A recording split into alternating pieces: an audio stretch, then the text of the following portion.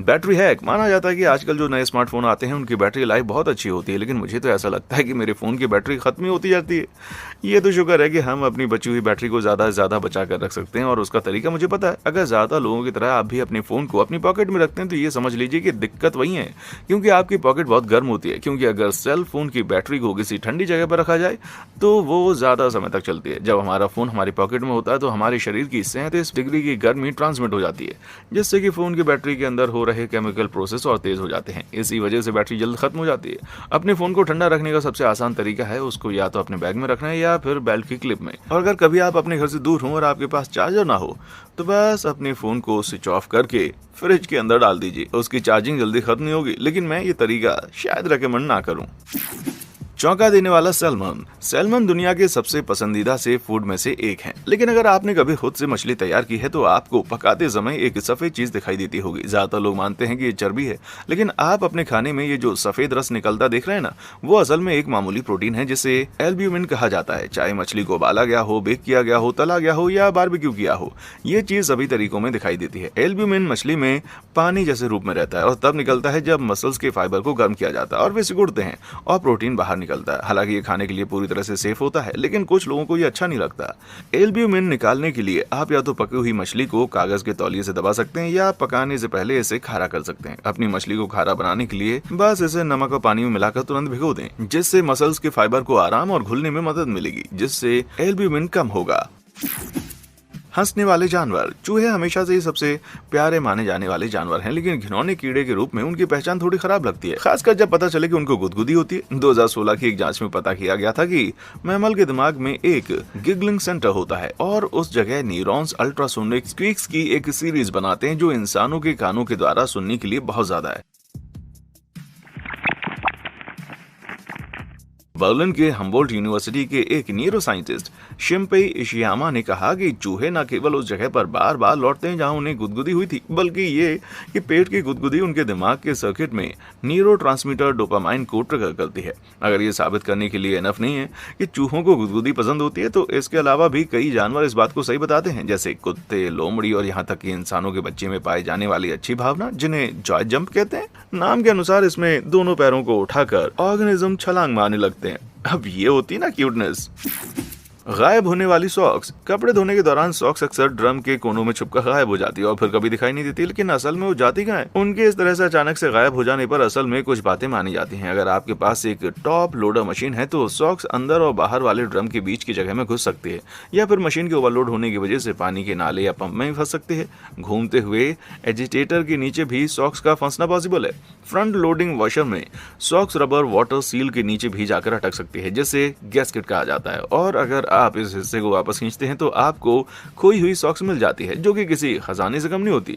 यहाँ तक कि अगर सॉक्स सूखने वाली साइकिल तक पहुंच जाती है तो वो आसानी से स्टैटिक बिजली का शिकार होकर उसी समय पैंट के पैरों या फिर ऐसी और चीजों के अंदर फंस सकती है। अंत में आपकी वॉशिंग मशीन में सॉक्स खाने वाला राक्षस नहीं है भाई।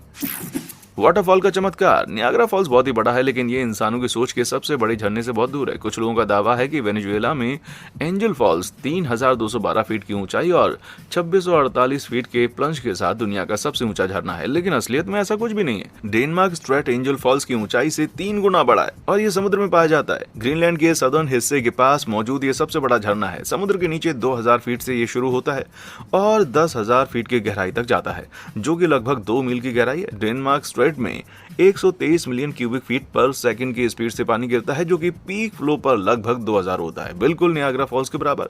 लेकिन कोई झरना पानी के अंदर कैसे हो सकता है? सीधे शब्दों में कहें तो ये जब ठंडा पानी गर्म पानी की तुलना में ज्यादा डेंस होता है तब ये होता है। डेनमार्क स्ट्रेट में नॉर्डिक समुद्र से साउथ की ओर बहने वाला ठंडा पानी इर्मेगर समुद्र के गर्म पानी से मिलता है।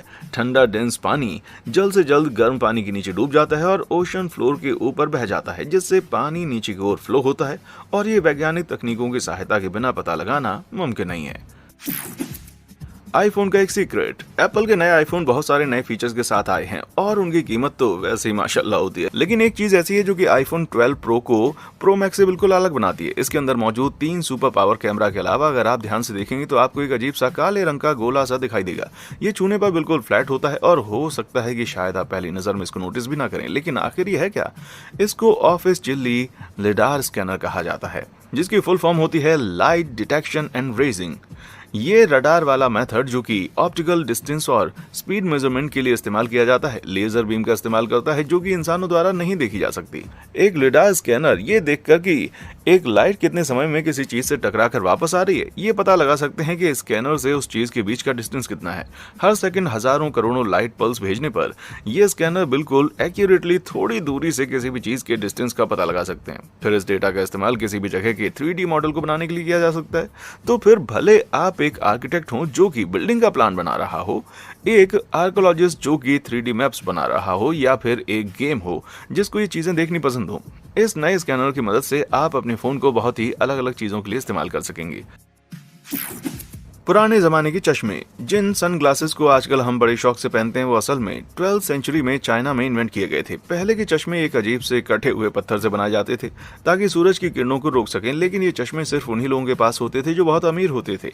इनसे किसी की नजर ठीक नहीं होती थी और ना ही यूवी रेस से किसी को बचाया जा सकता था, लेकिन इससे किसी के इमोशंस जरूर छुपाए जा सकते थे। इसलिए उस समय पर चाइना के जजेस इन चश्मों को पहनते थे ताकि वो मुजरिम से सवाल करते हुए बिल्कुल इमोशनल लेस दिखाई दें। लेकिन चाइना के चश्मे बनाने से कुछ हजार साल पहले ही पुराने स्नो गॉगल्स का आविष्कार हो चुका था, जिनका इनुइट और यूपिक कम्युनिटी इस्तेमाल करती थी। इनको ड्रिफ्टवुड, आइवेरी या फिर हड्डी से बनाया जाता था और इनके बीच में एक कट मार दिया जाता था। ये आंखों को बर्फ से रिफ्लेक्ट हो रही सनलाइट से बचाते थे।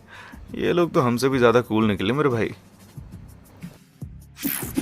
फैंसी राइडिंग पर बैन। अमेरिका के अंदर बहुत ही ज्यादा अजीब तरह के नियम है, लेकिन गेल्सबर्ग इलिनॉइस में एक ऐसा नियम है जो कि साइकिल चलाने वाले लोगों का सारा मजा ही मार देता है। अगर आप जानना चाहते हैं कि फैंसी राइडिंग का क्या मतलब है तो वो आपको गेल्सबर्ग कोड ऑफ ऑर्डिनेंस में आसानी से मिल जाएगा, जिसके अंदर कहा गया है कि कोई भी साइकिल चलाने वाला इंसान हैंडल से अपने दोनों हाथ, पैडल से अपने दोनों पैर नहीं हटा सकता और ना ही किसी भी सड़क पर कोई उल्टी सीधी हरकत कर सकता है। मतलब मेरा लोगों को हरकतें करते हुए देखने का सपना ही रह जाएगा।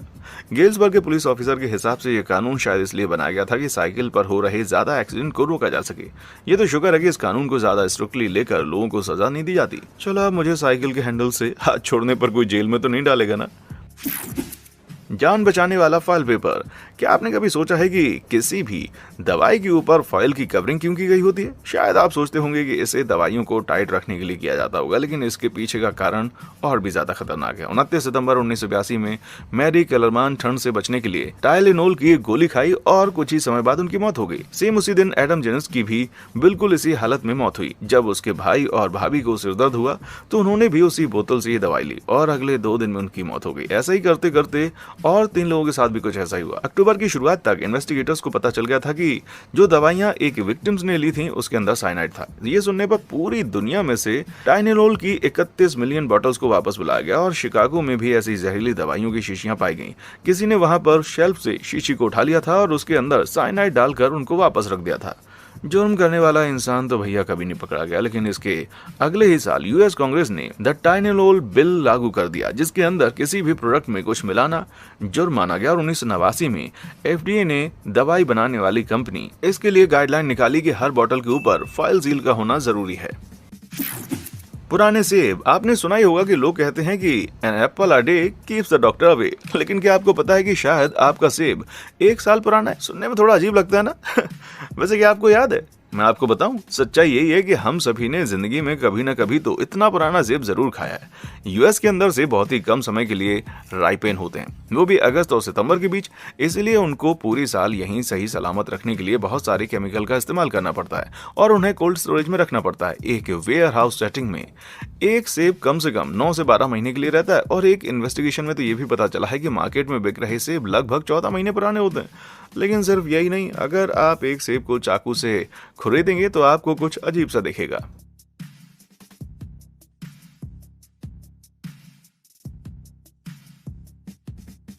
आपको जो ये व्हाइट सी चीज दिख रही ना, वो असल में कार्नोबा वैक्स है, जिसका इस्तेमाल सेब को फ्रेश रखने के लिए किया जाता है। वैसे तो सेब अपनी खुद की वैक्स भी प्रोड्यूस करते हैं, लेकिन सेब को साफ करने के लिए जब धोया जाता है तो अक्सर ये वैक्स हट जाती है और साफ हो जाती है। साथ ही इस आर्टिफिशियल वैक्स को लगाने से न केवल सेब फ्रेश दिखता है बल्कि चमकीला भी दिखता है। साथ ही ये सेब के अंदर के मॉइस्चर को सील कर देता है, जिससे कि ये हमेशा फ्रेश रहे। लेकिन यही वैक्स ऑक्सीजन को अंदर आने से रोकती है, जिससे कि ऐसा हो सकता है कि बाहर से तो सेब बहुत अच्छा दिख रहा है लेकिन अंदर से बिल्कुल सड़ा और गला निकले।